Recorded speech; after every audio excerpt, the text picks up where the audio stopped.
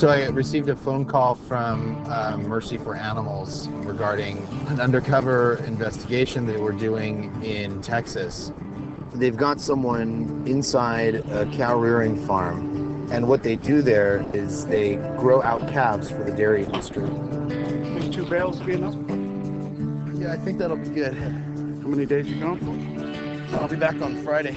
It's quite a few days. Yeah, it's a lot of driving.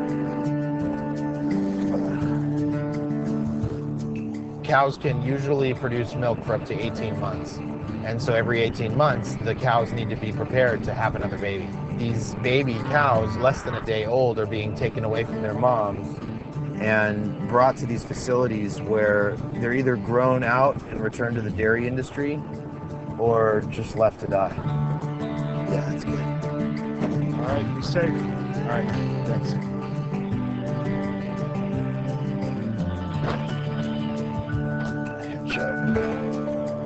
The undercover investigator has worked some sort of deal to release 4 of the calves, basically, to him. In turn, he's going to give them to the Gentle Barn, and we're going to take them, nurse them back to health, and rehabilitate them and make them part of our program in working with inner city at-risk and special needs children. The Gentle Barn is an agency that deliberately takes in animals that cannot find homes because they're too damaged. But somewhere along the line, they're going to be healed. And once they're healed, they stay with us for the rest of their life. And then they help us heal abused kids. We work with kids that traditional therapy doesn't work with because they're not going to sit on a couch and tell their life story to somebody. You can't talk directly to them.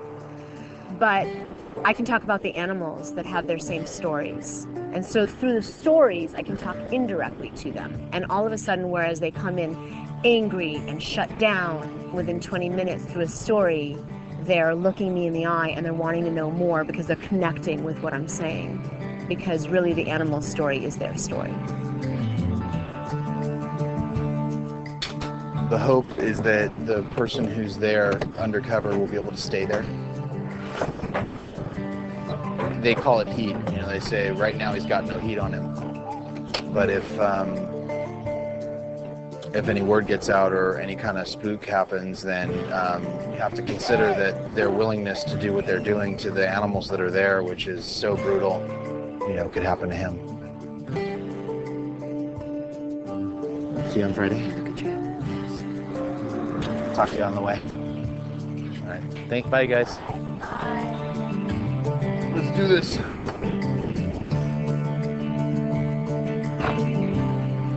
"10 hours, here we go."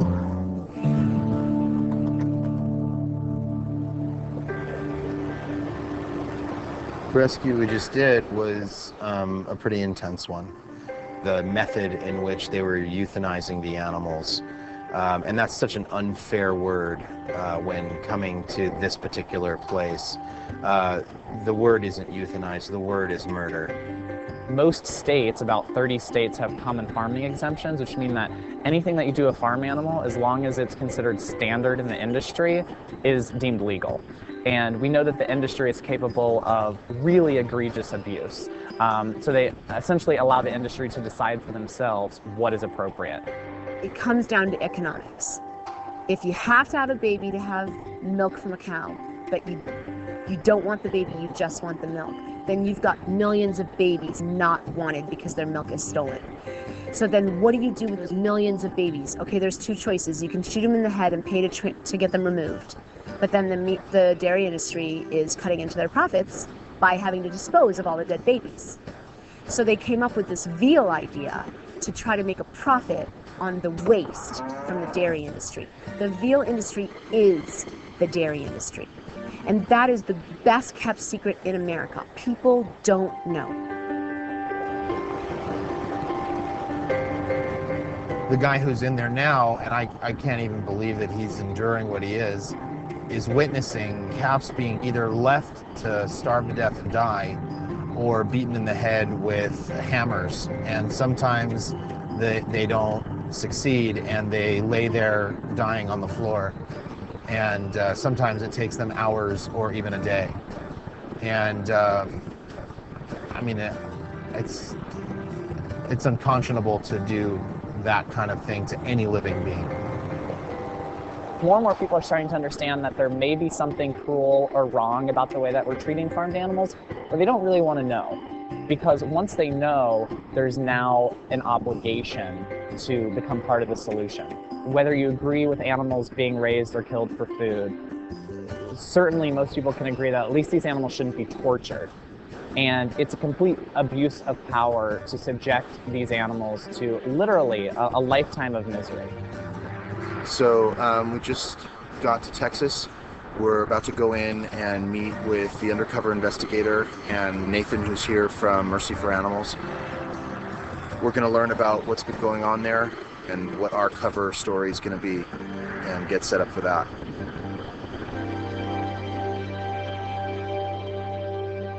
So, you know, there's a lot of terrible problems that exist at this ranch called E6 Cattle Company. They're based out of Hart, Texas. They have about 20,000 calves on the property.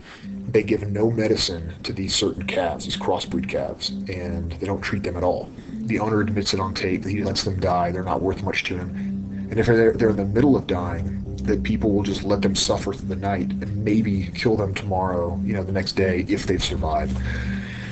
You know, one of my duties is when we go in after we feed the calves, we got to collect the dead. We go with another guy and we pull in between like 12 and 25 calves a day. We pull all these dead calves, and some of them are marked for dead, but they're still alive because they're down. They can't get up. They won't stand. They're barely breathing.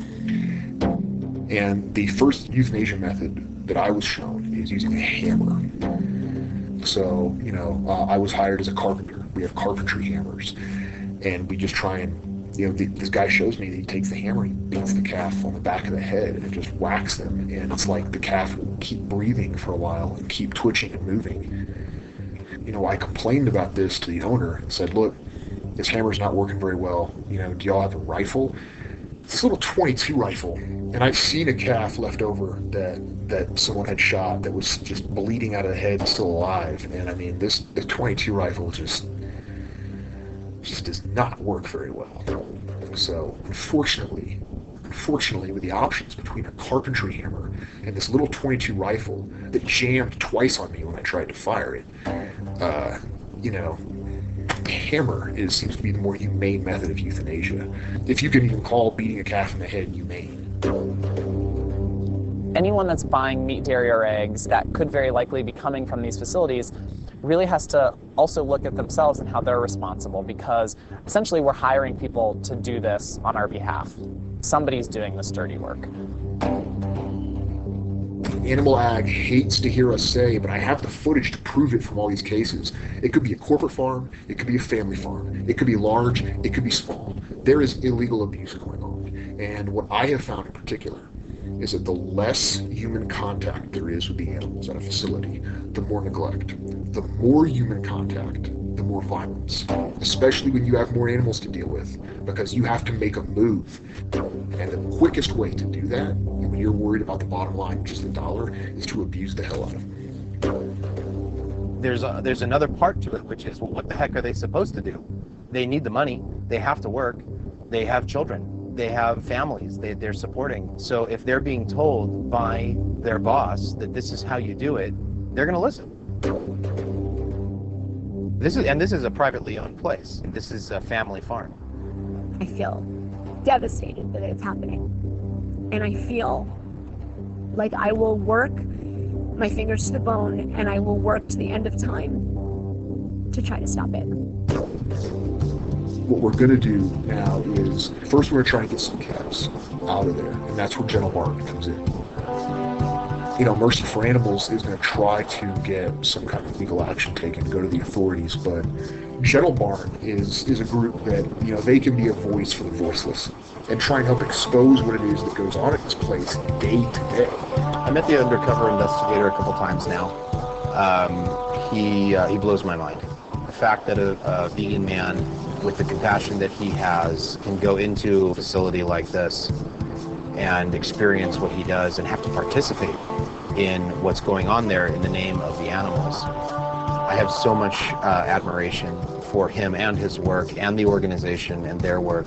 It's a blessing to be able to have pulled those babies out, to have been able to been the person to go and do that, that I felt honored to be a part of it.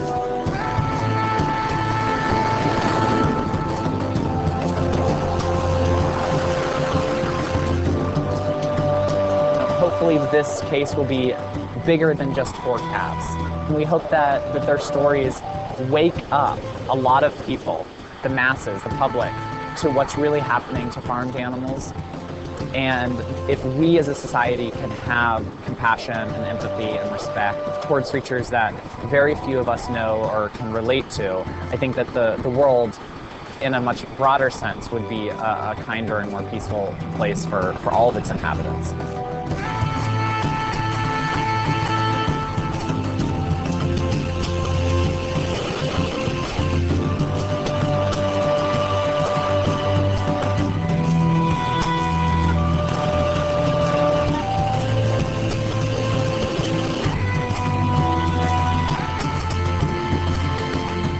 Don't just believe what we're told.